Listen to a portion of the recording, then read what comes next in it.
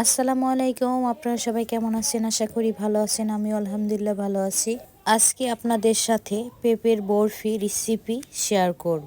আমার ভিডিওটি যে যেখান থেকে দেখতেছেন, দেখার শুরুতে একটি লাইক দিয়ে দেখা শুরু করবেন। আর ভিডিওটি যদি ভালো লাগে অবশ্যই আমার চ্যানেলটি সাবস্ক্রাইব করবেন। পেঁপের বরফির জন্য প্রথমে আমি বড় সাইজের 3টি পেঁপে নিয়েছি। এবার ছিলিয়ে নেব।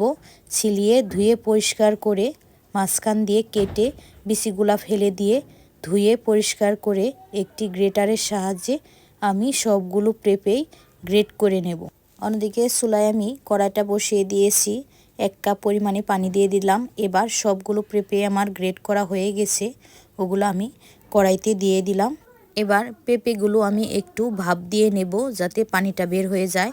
এবার একটি ছাঁকনির উপরে দিয়ে আরও একটু পানি ঢেলে ঠান্ডা করে চিপে চিপে হাত দিয়ে পানিগুলা বের করে নেব। এরপরে চুলায় আমি আবারও কড়াইটা বসিয়ে দিয়েছি। 1 কাপ চিনি দিয়েছি। এবার চিনিটাকে আমি চুলার আঁচ লোতে রেখেই আস্তে আস্তে জাল দিয়ে ক্যারামেল তৈরি করে নেব, যাতে বরফিটার কালার সুন্দর আসে আর কি। দেখুন আমার চিনিটা গলে গেছে, ক্যারামেলও হয়ে গেছে। এবার ভাপ দিয়ে রাখা পেঁপেগুলো দিয়ে দেব। দিয়ে কিছুক্ষণ জাল করে মিশিয়ে নেব। এরপরে দিয়ে দেব 1 চা চামচ লবণ, পরিমাণ মতো আর কি, দিয়ে আরও একটু জাল করে নেব। এরপরে দিয়ে দেব 1 টেবিল চামচ ঘি। ঘিটা দিয়ে ভালো করে মিশিয়ে কিছুক্ষণ জাল করে নেব। এরপরে দিয়ে দেব 2টা এলাচ। এলাচটা দেওয়া হয়ে গেলে আবারও কিছুক্ষণ রান্না করে নেব। জালটা সবসময় মিডিয়াম রাখার চেষ্টা করবেন, তা না হলে কড়াইতে লেগে যাবে। দেখুন আমি আস্তে আস্তে জাল দিয়ে পুরো পেঁপের পানিটাই শুকিয়ে নিতেছি। সবটুকু পানি শুকিয়ে আঠালো ভাব হয়ে গেলে আমি একটি প্লেটে নামিয়ে নেব।